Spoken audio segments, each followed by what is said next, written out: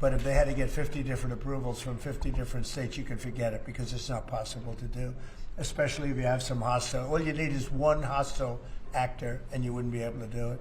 So it doesn't make sense. This is about something a little bit different. We want to have one central source of approval.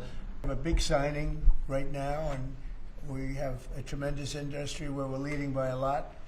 It's the AI, artificial intelligence. I always thought it should be SI, supreme intelligence, but I guess somewhere along the line they decided on the word artificial, and that's okay with me. That's up to them.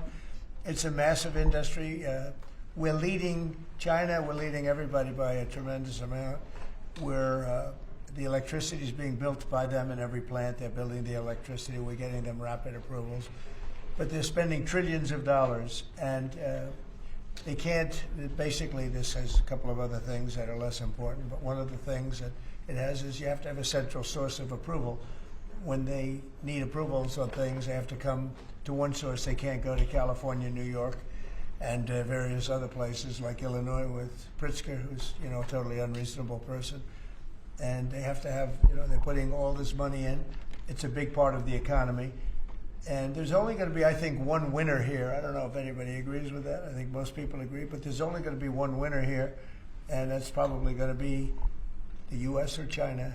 And right now we're winning by a lot. China has a central source of approval. I don't think they have any approval. They just go and build. But people want to be in the United States, and they want to do it here, and we have the big investment coming. But if they had to get 50 different approvals from 50 different states, you can forget it, because it's not possible to do, especially if you have some hostile. All you need is one hostile actor, and you wouldn't be able to do it.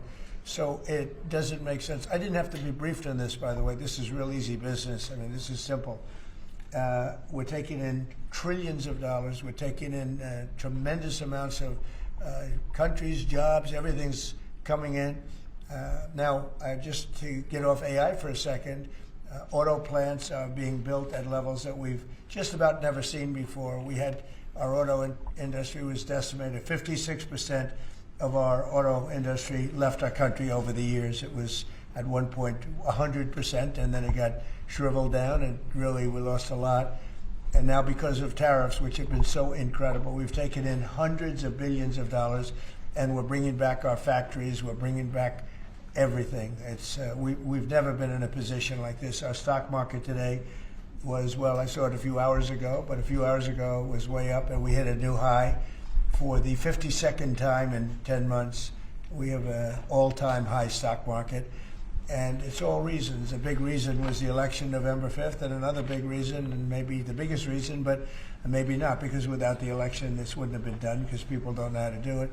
The second reason is the tariffs. We're charging countries that were really hurting us badly, were really decimating us. Hence, we have $38 trillion in debt, which will start paying off pretty soon with the tariff money coming in.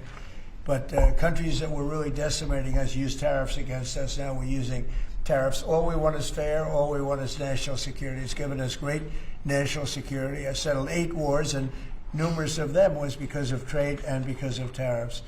So we're very happy with that. But this is about something a little bit different. We want to have one central source of approval, and we have, I think, great Republican support.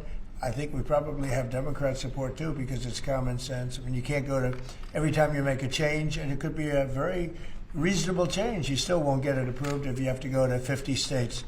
So this centralizes it, and it's something which the people behind me, the very distinguished people, but Tim Cook just left of Apple, and spoke to all of the big companies, great companies, and they won't be able to do this. This will not be successful unless they have one source of approval, or disapproval, frankly. You could have disapproval too, but it's got to be one source. They can't go to 50 different sources. So I just want to thank everybody for being here. And Will, what would you like to add to that? Sure. Mr. President, as you said, in keeping with your commitment to grow the American economy, create potentially millions of new American jobs, and maintain America's technological and military superiority in the years ahead, this is an executive order that orders aspects of your administration to take decisive action to ensure that AI can operate within a single national framework in this country, as opposed to being subject to state-level regulation that could potentially cripple the industry.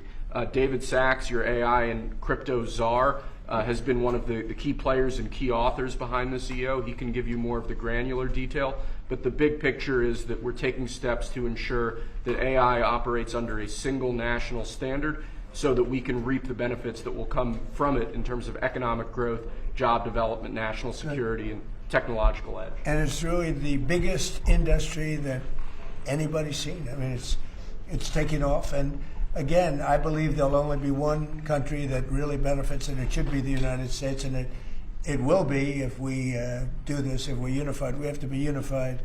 China is unified because they have one vote. That's President Xi.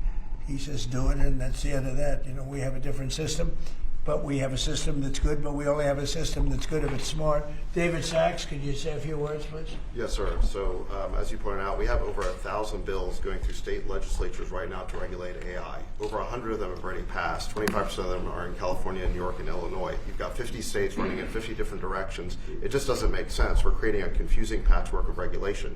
And what we need is a single federal standard.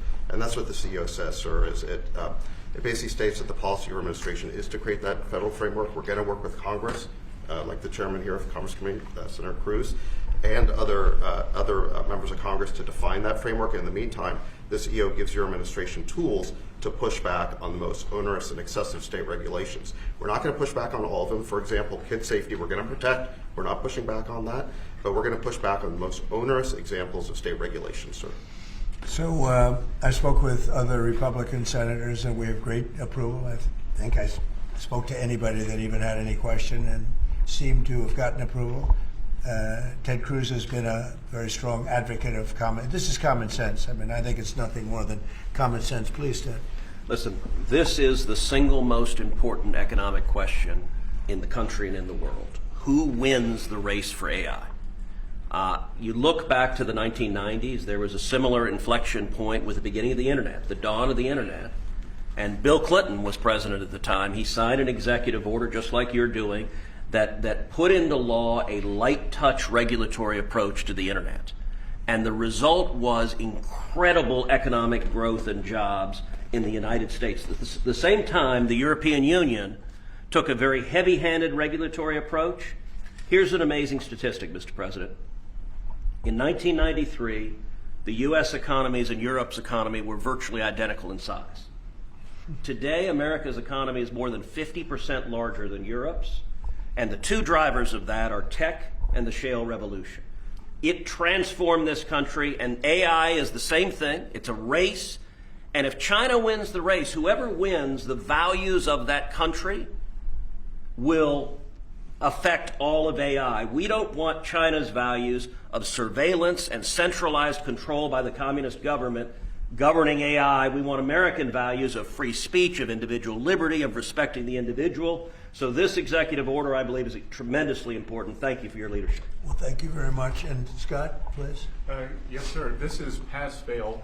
As you said, this is the biggest technological innovation in our country's history. We've seen the canals, we've seen the railroads, we've seen the utilities, we've seen the build out of the internet and the fiber, and now it's AI, and it is pass-fail versus China.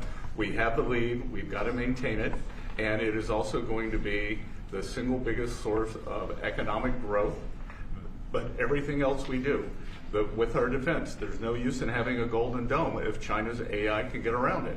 There's no use in spending all this money on defense. And the U.S. will remain the leader in this under President Trump's leadership. He has accelerated the growth. We're actually going to move ahead further. We're seeing building everywhere, construction jobs. There are going to be jobs at the AI data centers.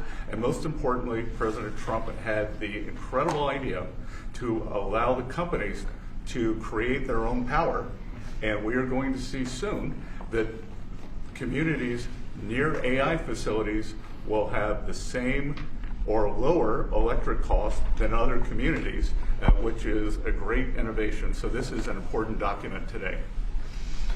Do you have any questions? On this subject, President Trump, are you more worried about the U.S. winning the race for AI dominance with China or about AI's potential threat to humanity? Both. We're looking at that very strongly. We have a lot of threats in the opposite way if we don't do it. You know, you look at the medical and medical research. Already the things that have come out of AI in terms of medical and cancer research and things, we're way ahead of what we ever thought we'd be just from the infancy of AI. So really both, and we want to be very careful with it. We also know that a big part of our economy, it could be 50, 60% of our economy going forward for a period of time at least, especially during the startup, is AI and AI based. We have trillions of dollars of construction going on, and that construction would stop, or it would certainly be, a lot of it would be halted. So look, we're leading China. We're leading China by a lot. China knows that, and not doing this would be the greatest gift to China and other countries, but China in particular, that China has ever received. And